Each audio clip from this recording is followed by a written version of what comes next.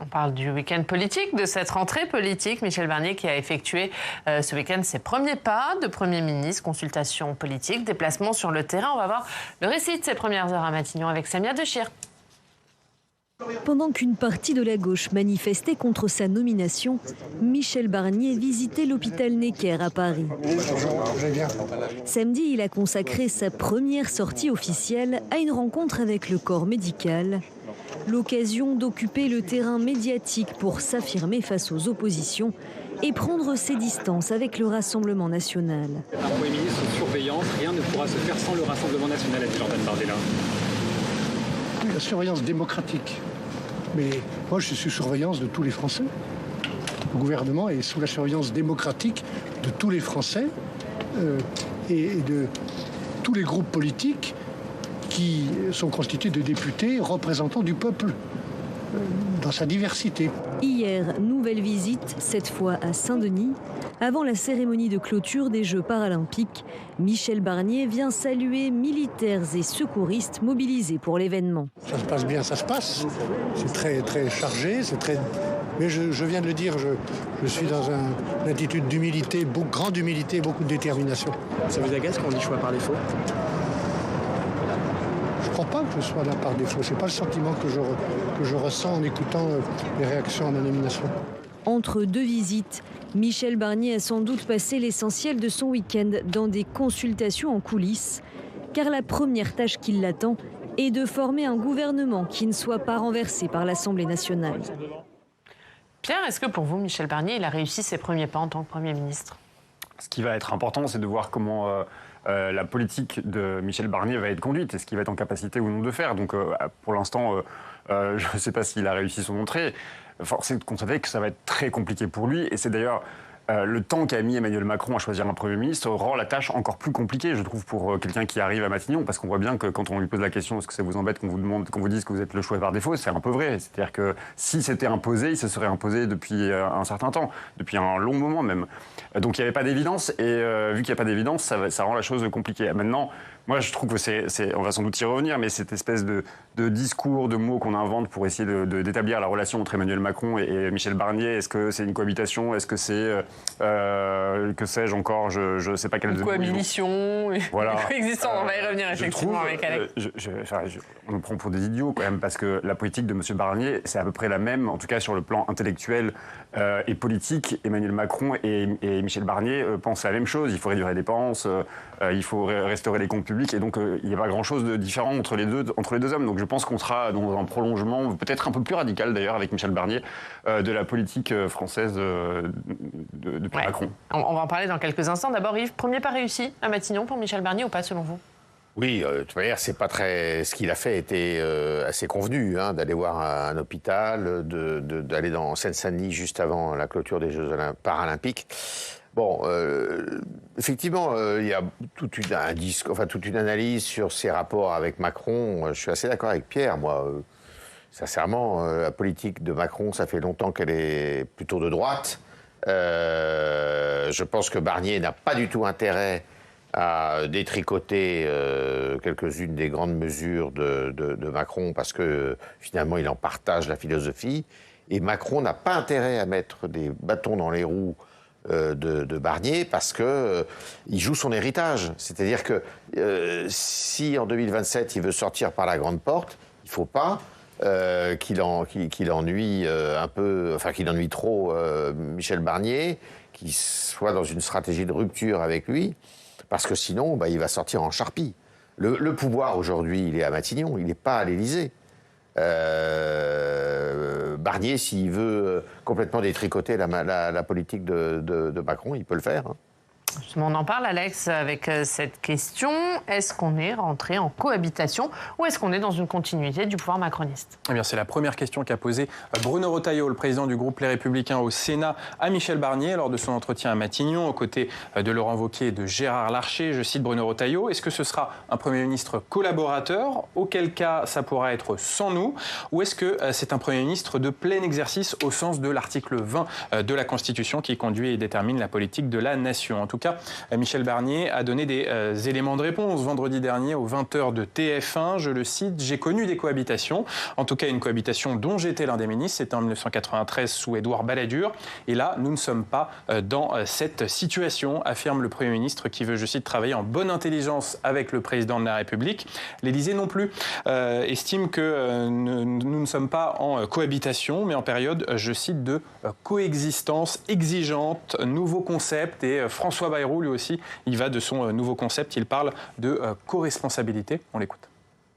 Co-responsabilité, ça veut dire le président de la République exerce la plénitude de ses fonctions définies par la Constitution. Le Premier ministre exerce la plénitude de ses fonctions définies par la Constitution à l'article 20.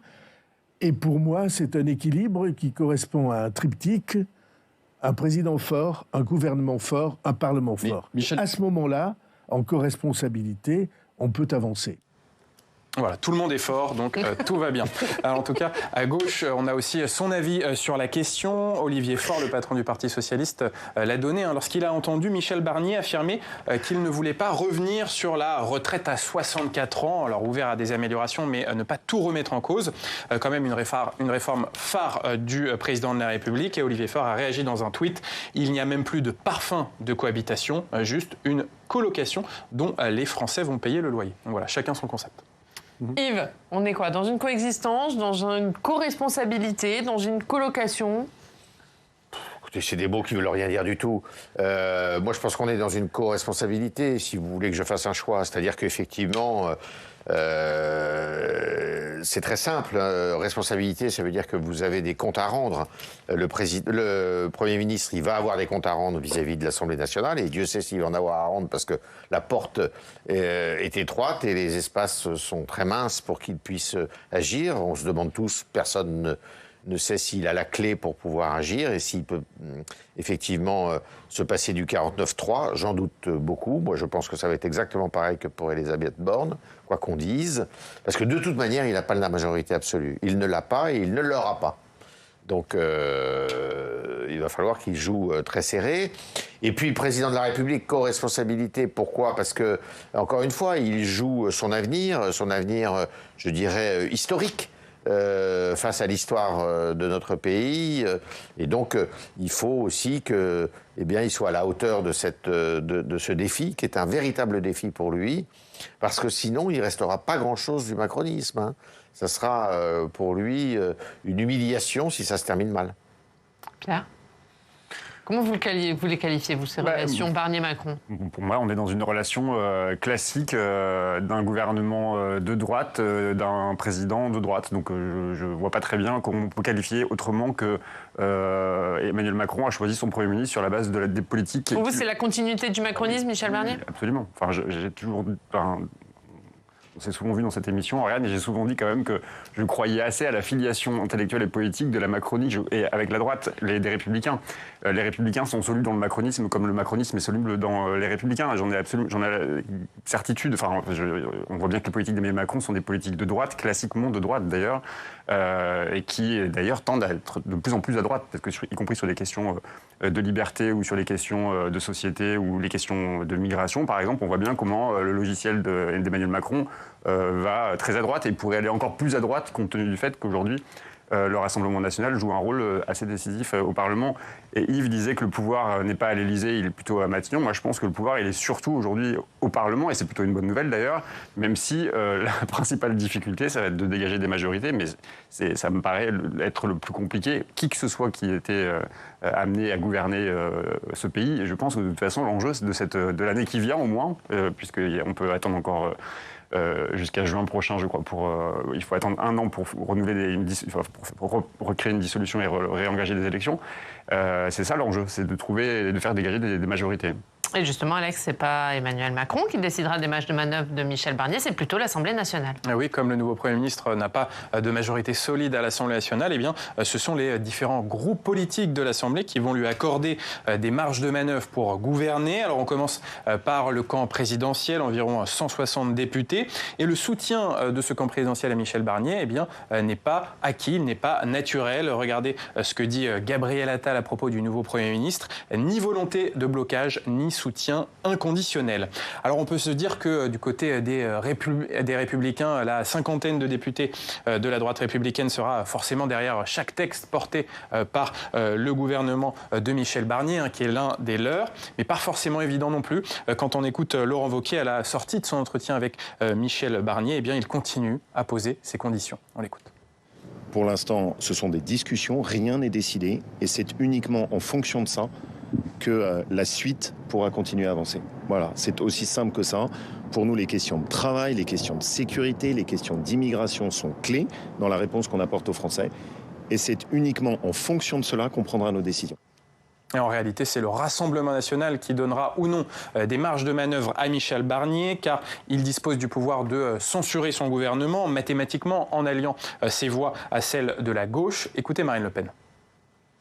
Il est de notre devoir de rendre justice autant que possible aux volontés exprimées par les Français et de mettre le futur gouvernement sous surveillance. Nous n'accorderons pas de blanc-seing. Que les choses soient là encore très claires. Si au fil des semaines, les Français devaient à nouveau être oubliés ou maltraités, nous n'hésiterons pas à censurer le gouvernement. Il est fort possible que Marine Le Pen, au fil des mois, réduise peu à peu les marges de manœuvre du gouvernement de Michel Barnier en fonction des objectifs politiques du Rassemblement national. Merci Alex. Est-ce que Marine Le Pen détient l'avenir de Michel Barnier à Matignon, Yves ? Non, elle va jouer un rôle important. C'est vrai que quand même le Rassemblement national aujourd'hui a dans sa main le gouvernement, ça c'est sûr, parce qu'on s'aperçoit d'une chose, c'est que en fonction de son attitude, il peut très bien contribuer à la chute du gouvernement. S'il allie ses voix, par exemple, à celle de la gauche, et si la gauche accepte de partager une même motion de censure, le gouvernement, à ce moment-là, est en minorité. Donc, c'est vrai que le Rassemblement national va jouer un rôle, mais est-ce qu'il y a intérêt ? Il n'y a pas intérêt. Il n'a pas intérêt à faire tomber ce gouvernement parce qu'il a tout intérêt à jouer la carte qui lui a réussi jusqu'à présent, c'est-à-dire la carte de la respectabilité, la stratégie de la cravate, même si votre invité tout à l'heure n'en portait plein, et de ne pas être le vecteur du désordre. Les Français détestent le désordre. Donc je pense que Marine Le Pen le sait et elle a tout intérêt à attendre patiemment 2027. Oui, je ne sais pas s'ils y ont intérêt. En tout cas, moi, ce qui m'interpelle et ce qui m'interroge, c'est la ligne politique. Michel Barnier, moi, j'ai en souvenir d'un Michel Barnier, l'esprit gaulliste chiracien, la droite sociale. Et il y a eu le virage qu'on a tous observé au moment des primaires des Républicains et où là, on a vu le programme du Rassemblement national dans les mots et la bouche même de M. Barnier. Donc, c'est ça qui je parlais tout à l'heure de filiation intellectuelle entre la droite et la Macronie. Et aujourd'hui, on voit bien quand même que si le regard bienveillant de Marine Le Pen s'impose aujourd'hui à l'endroit de Michel Barnier, c'est que sans doute, il y a là le début d'un accord politique, qu'un certain nombre de points sur les questions d'immigration, sur les questions de sécurité, que sans doute, on verra, hein, je ne présage pas du discours de M. Barnier, mais bon, on connaît quand même maintenant la tonalité politique et le ton politique qu'il veut donner au cap qui va être fixé. Il l'a dit, hein, son obsession, c'est la dette, c'est les comptes, c'est la sécurité. Et quand il est allé visiter l'hôpital hier, il a d'ailleurs dit aux gens, on ne feront pas de miracle. Donc on ne va pas attendre de M. Barnier qu'il fasse des miracles, si ce n'est que, je pense, compte tenu du fait qu'ils ont acté que l'extrême droite pèse tellement aujourd'hui à l'Assemblée qu'on peut imaginer qu'il y a des politiques qui soient soutenues par l'extrême droite et que donc du coup c'est ça qui se joue, c'est un gouvernement et de droite et d'extrême droite, c'est ça leur en même temps. Yves, je ne suis pas sûr que Marine Le Pen attende patiemment 2027, parce qu'il y a une chose très intéressante qu'elle a dit ce week-end dans sa rentrée politique. Elle a dit, normalement, il y aura des élections législatives en juin 2025, dans un an. Elle a dit, enfin voilà, normalement, c'est acté. Ça veut dire quand même qu'on a l'impression qu'elle va laisser quelques mois au gouvernement de Michel Barnier pour pouvoir gouverner, pour peut-être passer son budget. Et en fonction du vent de l'opinion publique, elle se donnera le droit d'appuyer sur le bouton de la censure pour reprovoquer une dissolution. Dans un an, ce sera possible, et relancer de nouvelles élections. Oui, enfin bon, elle a ses problèmes judiciaires, hein, faut pas oublier, d'une part. Deuxièmement, la dissolution, il n'y a que le président de la République qui peut la prononcer. Il n'est pas évident. Moi, je pense qu'on va très vite s'apercevoir que finalement on va vers un gouvernement d'immobilisme. Enfin bon, il ne va rien se passer du tout, quoi.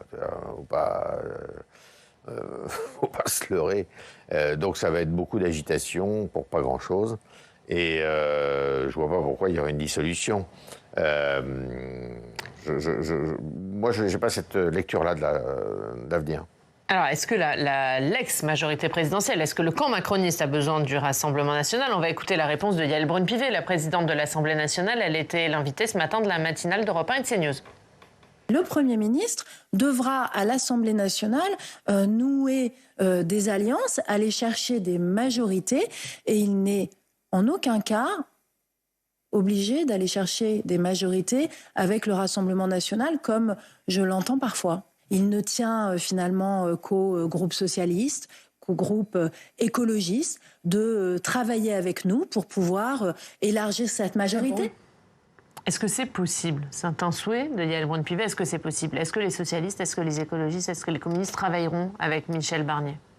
Je ne le crois pas. Enfin, là aussi, c'est toute une question de cap politique. Le cap politique fixé par Michel Barnier n'est pas compatible avec les aspirations qui ont été portées par le nouveau Front populaire. Donc que ce soit les socialistes, les communistes, les insoumis ou les écologistes, personne ne soutiendra la politique de M. Barnier. Je ne vois pas très bien, compte tenu de ce que l'on sait de l'homme et des premières annonces, ou en tout cas des premiers discours, et notamment je pense à celui de la passation, avec Gabriel Attal, j'entends des gens nous dire qu'il va y avoir des gens de gauche au gouvernement de M. Barnier, mais ces gens ne sont pas de gauche. C'est pas, je veux dire, personne n'est de gauche quand on va décider de supprimer les recettes, de faire ce que M. Barnier a été amené à faire quand il était dans l'Union européenne. Donc je ne vois pas très bien que la gauche soit compatible avec ce gouvernement Barnier, voire pas du tout.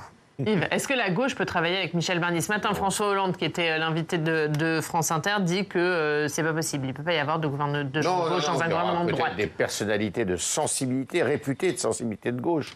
Il n'y aura pas, je pense, à l'intérieur de l'Assemblée nationale, il n'y aura pas de députés, quelle que soit leur appartenance politique de gauche, qui iront travailler avec lui.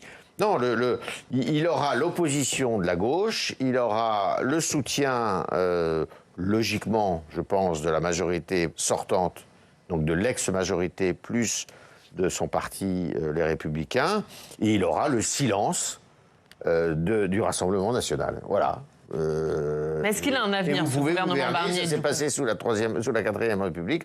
Vous pouvez gouverner avec des majorités relatives à partir du moment où ce ne sont pas des textes comme les retraites. Puis vous savez, il peut faire beaucoup de choses, notamment sur le front régalien.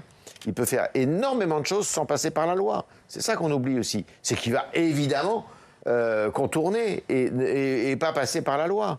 Et puis il peut recourir à l'article 48 qui vous permet de passer par ordonnance sans en référer au Parlement. Donc il a des outils. Oui, et la question c'est est-ce qu'il va durer? Vous posez la question, Oriane, et je pense que c'est effectivement l'enjeu pour Michel Barnier d'avoir une méthode qui lui permet de déjouer tous les pronostics qui sont ceux des journalistes et qui considèrent que tous les cas de figure sont imaginables pour que le gouvernement soit censuré. Et c'est là où je pense qu'on va voir le vrai visage de Marine Le Pen et du Rassemblement national, parce que seront-ils des vrais opposants quand la question de la censure ou du non-vote du budget qui arrive à grands pas, que feront les députés du Rassemblement national? Alors Sébastien Chenu nous disait on ne votera pas le budget parce qu'on est dans l'opposition, mais on ne votera pas forcément la censure derrière. Voilà. C'est pour ça que je dis on verra quel est le vrai visage du Rassemblement national. Peut-être effectivement dans leur démarche de respectabilité, mais je veux dire dans les institutions, la censure elle existe. Je veux dire c'est prévu par la Constitution, donc c'est pas non plus déshonorant que d'avoir recours à une pratique qui met en échec effectivement un gouvernement qui n'arrive pas à mener les politiques pour lesquelles le Parlement est censé composer des majorités. Donc s'il n'y arrive pas, la censure, si le Rassemblement ne la vote pas, on pourra dire que ça n'est pas du tout ils ne pourront plus assumer ou dire qu'ils sont les premiers opposants du Parlement demain. Et justement, est-ce qu'il n'y a pas un risque pour Marine Le Pen à jouer cette carte-là de la respectabilité et de la stabilité finalement institutionnelle? Est-ce que du coup, elle ne risque pas d'être comptable du bilan de Michel Barnier et de laisser à Jean-Luc Mélenchon le rôle de premier opposant? Non, absolument pas. Ils ont plus de chances d'être comptables du désordre s'ils font le désordre, s'ils suscitent ou s'ils provoquent le désordre, que d'être complice de la politique de... Pas du tout. Enfin, je ne crois pas, hein, sincèrement. Je pense que, de ce point de vue, la route est ouverte et ils ont je dirais, cet avantage sur les autres, c'est qu'ils sont vierges. Enfin, Yves, on a vu le Rassemblement national quand même un peu plus pugnace quand il avait envie de critiquer les gouvernements précédents. Et là, on trouve quand même, je trouve que dans le discours de Marine Le Pen, elle est quand même... Il y a même un de ses députés, Tanguy, qui se fait engueuler parce qu'il n'a pas les bons mots sur une radio pour qualifier Michel Barnier. Je veux dire, il y a quand même une volonté de marquer quand même une bienveillance plus que... Oui, enfin, je veux dire, de toute manière, c'était inacceptable ce qu'il a dit. Quoi qu'il arrive, c'était tout à fait inacceptable. Comment vous l'expliquez, cette bienveillance ? Ben, je pense qu'il porte... Emmanuel Macron a fait ce que la droite a toujours rêvé de faire. Il a mené des politiques de droite. Et ben, je pense que M. Barnier est capable de mener des politiques qui sont celles de Marine Le Pen. Vous prenez le programme de l'immigration j'ai regardé le programme d'immigration de M. Barnier au moment des primaires. Mais c'est le programme du Rassemblement national, c'est-à-dire moratoire sur l'immigration, suppression de l'AME, suppression, enfin, ou en tout cas réduction drastique de... Non, mais je ne sais pas s'il ne le fera pas, mais en tout cas, c'est logique que ça séduise le Rassemblement national. C'est de l'opportunisme. Ça ne séduit pas, parce qu'ils ne sont pas dupes non plus. Tout le monde sait très bien que c'est impossible de faire ce programme. C'était complètement idiot de faire cette sortie, d'ailleurs. Et tout le monde sait que c'est irréalisable. Irréalisable. Allez, on suivra évidemment tout ça. On ne change pas les bonnes habitudes. On regarde avant de se quitter ce qu'il y a à la une de la presse régionale.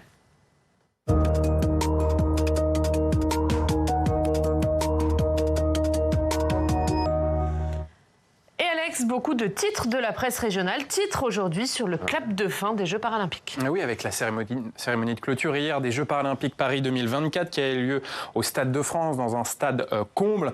Paris, c'est fini. Titre un peu nostalgique des dernières nouvelles d'Alsace, mais Paris tenu, affirme Ouest France, avec des athlètes paralympiques qui nous ont fait vibrer. Que la fête était belle, résume le Courrier Picard. On a même vécu, je cite, une révolution paralympique, affirme le journal La Marseillaise, car cette édition a permis d'accorder une juste place au handisport avec des disciplines qui ont suscité l'adhésion des supporters et de nombreux spectateurs. Alors c'est la fin d'un été olympique qui a fait briller la capitale aux yeux du monde entier et qui a mis du baume au cœur des Français. Beaucoup parlent d'une parenthèse enchantée qui est en train de se refermer. En tout cas, ces Jeux olympiques vont laisser un bel héritage d'abord pour la pratique du sport. On parle d'effets JO, c'est à la une du Populaire du Centre, d'effets JO dans les clubs de sport à la rentrée, notamment dans le département de la Haute-Vienne, des clubs de sport qui connaissent un boom des licences sportives, notamment dans certains sports olympiques comme le judo, la natation, après les exploits de Léon Marchand, ou encore le tennis de table qui a également connu beaucoup de succès après la belle performance des frères Lebrun dans cette Olympiade. Actualité beaucoup plus triste, la mort d'un agent municipal à Grenoble tué par balle, c'est la une du Dauphiné libéré. Oui, Lilian Dejean, 49 ans, agent de la ville de Grenoble, a été tué hier matin sur le lieu d'une collision entre deux voitures. L'auteur de l'accident a voulu prendre la fuite. L'agent municipal, témoin de la scène, a essayé de l'en empêcher, mais le chauffard lui a tiré dessus, grièvement blessé. Lilian Dejean est décédé à l'hôpital. Toute la ville de Grenoble est sous le choc. Un hommage et un rassemblement sont organisés dans la capitale de l'Isère ce lundi. Les étudiants font leur rentrée aujourd'hui. Les problèmes de précarité sont toujours d'actualité dans le milieu universitaire. Oui, le journal L'Union s'intéresse à cette précarité étudiante qui continue d'augmenter dans les universités avec plusieurs témoignages à lire d'étudiants qui arriveront tout juste à joindre les deux bouts cette année, comme Mariam. Elle entre à l'université de Reims. Elle doit payer un loyer de 259 € et elle a seulement une bourse de 100 €. Et puis on finit par la une du Midi Libre. On parlait de cette parenthèse estivale qui est terminée. Et Midi Libre nous rappelle que le réchauffement climatique est en marche avec notamment la Méditerranée qui est en surchauffe, des températures de l'eau cet été au-dessus des 30 degrés et des conséquences dévastatrices sur la biodiversité et le climat. Merci Alex, on regarde vos unes. La une du Figaro, Yves, c'est le budget 2025. Michel Barnier déjà au pied du mur. Oui, mais c'est pas tellement une surprise, hein. Il est au pied du mur. C'est-à-dire dans le Figaro. La une de Politis, double une. Oui, Macron peut-il fracturer la gauche? Et puis un hommage à Henri Leclerc. Voilà, hommage à ce grand avocat des libertés, connu pour justement avoir défendu beaucoup de sujets en rapport avec nos libertés publiques, les libertés publiques. Et puis effectivement, on s'interroge sur la stratégie de Macron pour diviser la gauche. Merci beaucoup Pierre Jacquemin, merci Yves Tréhard d'avoir inauguré cette nouvelle saison. Merci beaucoup, on vous retrouve évidemment avec plaisir toutes les semaines.